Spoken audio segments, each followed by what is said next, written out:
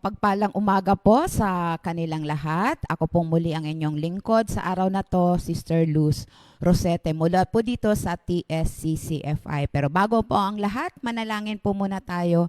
Hallelujah, dakilang Diyos na makapangyarihan sa lahat, Panginoon.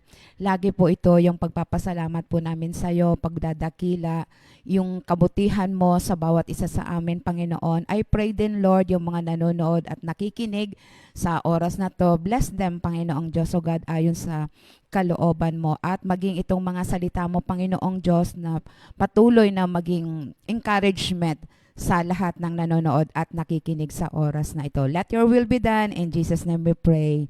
Amen. So, ang verse po natin for today is 2 Corinthians chapter 3 verse 17. Ang sabi po rito, "Now the Lord is the Spirit, and where the Spirit of the Lord is, there is freedom." At pinaka-prayer focus po natin sa verse na to is pray that we live in the real freedom given by God's Spirit, and that we accept and follow this freedom every day in everything we do. At for today's pointers po ng prayer is prayer for neighbors. Pray to bless our neighbors with peace, surround them with kindness, and keep them safe under God's protection. Okay. At tatagalugin po natin yung verse na binasa po natin, 2 Corinthians chapter 3 verse 17. Ang sabi po dito, ang Panginoong binabanggit dito ay ang Espiritu, at kung nasaan ang Espiritu ng Panginoon ay mayroong kalayaan. So pinamagatan ko po itong freedom with a purpose. So pag literal po nating sinabi na freedom, ang ibig pong sabihin ng freedom is the ability to make your own choices and act on them without being forced or controlled by others. So pwede mong gawin, malaya ka.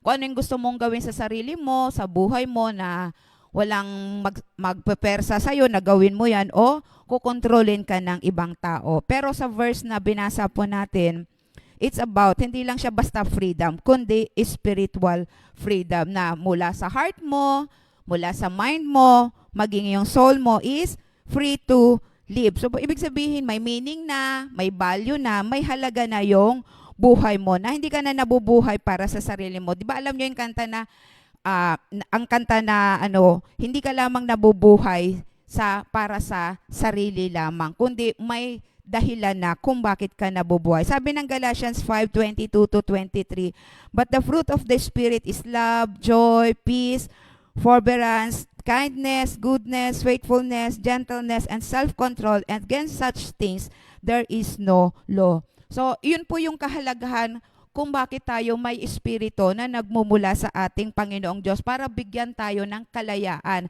ng spiritual freedom. At isa dito yung bunga-bunga ng espiritu ng ating Panginoong Diyos. At kung ano man, ito dapat yung makikita sa buhay ng isang tao na binago na ng ating Panginoong Diyos. So ano man, mga key points po natin mula sa verse na binasa natin is, una is freedom for a reason. Tandaan po natin, nilikha po tayo ng ating Panginoong Diyos. At hindi lamang po tayo nilikha na ganun-ganun lang. Nung nilagay ng Diyos si Adan at si Eva doon sa Garden of Eden, hindi lamang sila nilagay doon kung basta lang sila nilagay doon. May reason ang Panginoong Diyos kung bakit sila nandoon. So, dahil nilikha tayo ng ating Panginoong Diyos, binigyan tayo ng kalayaan ng ating Panginoon, nilikha niya tayo to walk closely para sa Kanya na wala nang fear, wala nang shame, walang guilt. Kaya nga doon nilagay ng Diyos si Adan at si Eva. Pero dahil sa nagkasala sila, naging alipin tuloy sila ng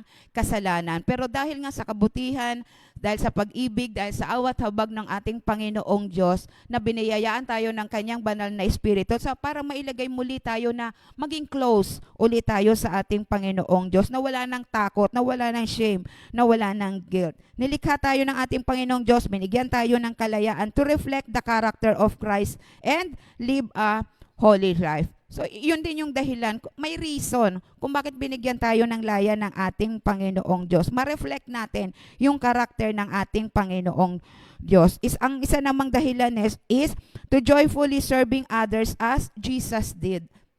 Yung may dahilan kung bakit tayo binigyan ng kalayaan. Hindi lang mga sabi, mahalin lagi natin sarili natin. To love God and to love other din. At higit sa lahat is so we can walk in our calling and make an impact in the world. So may dahilan, may reason kung bakit binigyan tayo ng kalayaan ng ating Panginoong Diyos. Ibig sabihin, may calling ka to impact sa mundong ito. Dahil sabi ng sumunod na verse nung binasa natin na 2 Corinthians chapter 3 verse 18 naman, we are being transformed into His image with ever-increasing glory. So dahilan, dapat lalo ka pang mag-grow, to grow, to love, and to shine for God in the world. Pangalawa naman is freedom has direction. So yung kalayaan natin ngayon, yung laya na binigay ng Panginoong Diyos, ng Espiritu niya sa bawat isa sa atin, may direksyon na ngayon ng buhay natin. Dati nasa dilim tayo, ngayon ay inilagay na tayo sa kaliwanagan. So dati makasalanan tayo,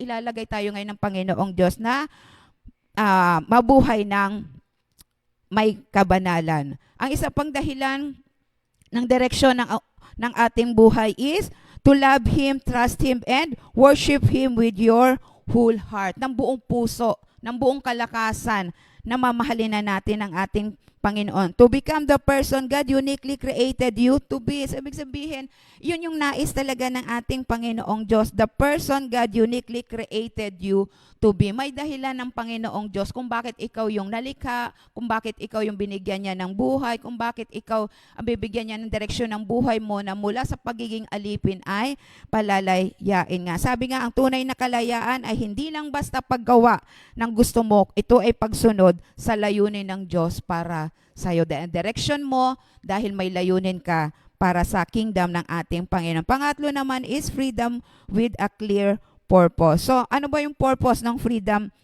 natin? So, you can choose to do what's right and meaningful. So, ibig sabihin, may dahilan talaga yung buhay mo. Siyempre, hindi malaya.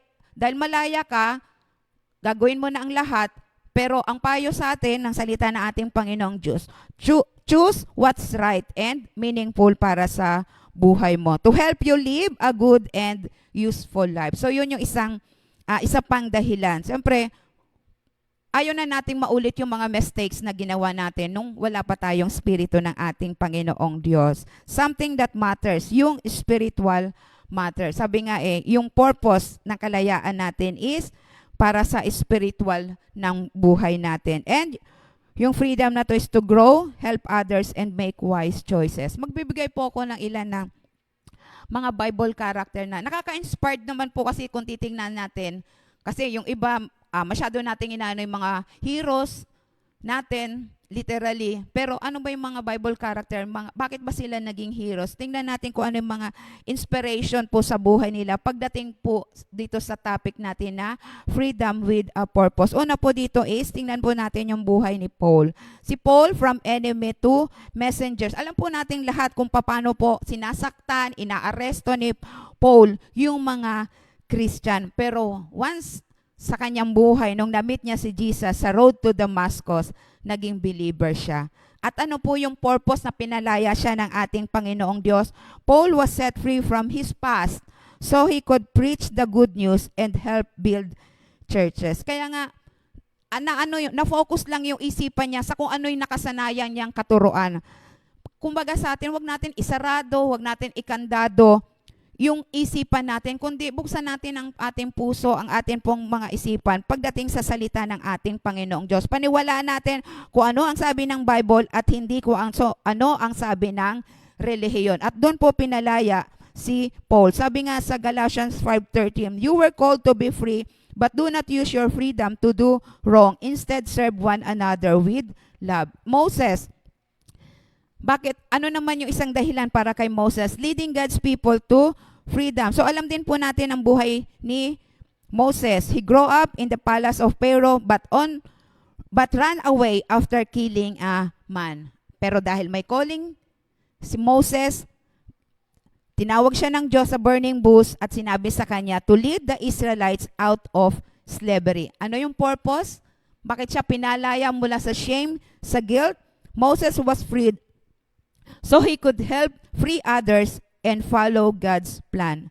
May calling po ang bawat isa sa atin. Hindi para tumakas, hindi para mag-excuse, kundi calling para i-free yung ibang mga tao. At si Esther, isa sang Jewish woman who became queen in a foreign land.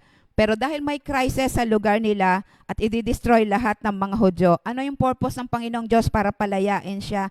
Esther used her role as queen to speak up for her people even though it could cost her life. Sabi nga, tulad ni Esther, magandang lugar, maganda ang palasyo niya, magandang position niya, pero ginamit niya yung kalayaan na yon, yung position na yon para iligtas yung kanyang kapwa mamamayan. Kaya nga sa bawat isa po sa atin, kung paano naging inspiration yung buhay ng mga Bible character na ito. Lalo na po ito si Esther. Kung ikaw yung nasa kalagayan ngayon na magandang position mo, sa work ka man, sa trabaho, sa school ka man, maganda yung kalagayan mo, gamitin mo yung position na yon para iligtas yung maraming tao. Let us pray. Hallelujah. Dakilang Diyos na mga pangyarihan sa lahat, Panginoon. Tuloy rin nagpapasalamat po kami sa iyong ibinigay na kalayaan sa bawat isa sa amin. Salamat, Panginoong Diyos, yung kalayaan na to. May reason, may direction, may purpose, Panginoon. Hindi lamang para sa sarili namin, kundi to love you and to love others din. Salamat, Panginoon, sa iyong banal na Espiritu na siyang magtuturo sa amin kung ano yung nais mo para sa ibang tao, hindi lamang para sa sarili namin. Pero thank you, Lord, sa kapatawaran. Thank you, Lord, sa love mo. Thank you sa freedom na ibinigay mo po sa amin para magampanan namin kung ano yung will mo para sa bawat isa sa amin. Dalangin din namin sa iyo, Panginoong Diyos, yung mabuksan namin mga puso, amin po mga kaisipan, para yung freedom na to magamit namin para mapalaya din ang iba, para ma-preach din namin ang good news para sa ibang tao. Prayer din namin, Panginoong Diyos, yung neighbors na magkaroon po ng peace, ng kindness, at keep them safe under God's protection, Panginoong Diyos. Dalangin din po namin sa iyo ang bansang Israel sa panahon ngayon. Tinataas po namin sa iyo ang bansang Israel. Prayer namin sa iyo ang protection nila, Lord. Yung mga leaders, guide mo yung mga leaders ng bansang Israel. Lord, let there be peace sa bansang Israel, Panginoong Diyos. Tulungan mo rin, Lord, sa mga nangyayaring kaganapan ngayon sa bandang Israel, Lord. Comfort the grieving, Lord. Heal the wounded, Lord God, and strengthen mo yung mga weary pa sa lugar ng bansang Israel. Dalangin din po sa namin na may your light shine upon Israel and all her people, Panginoong Diyos. Lord, wala po kami inaasam sa iyo, kundi bayan mo ang bansang Israel, Panginoong Diyos. At ano man ang nangyayari sa kanila, kung ito man ay will mo, Panginoong Diyos, ay siya pong mangyari. At sa bawat isa sa amin, Panginoong, lagi po, let your will be done, yung araw-araw na buhay namin at yung kalayaan na binibigay mo po sa amin, magamit ito namin ng may kahulugan, ng may halaga, na maitataas namin ang iyong banal ng pangalan. Marami pong salamat sa lahat ng ito, Panginoon. Bless mo yung bawat isang nanonood at nakikinig sa oras na to. To God be all the glory. In Jesus' name we pray. Amen. Sa bawat isa po sa atin, God bless us all.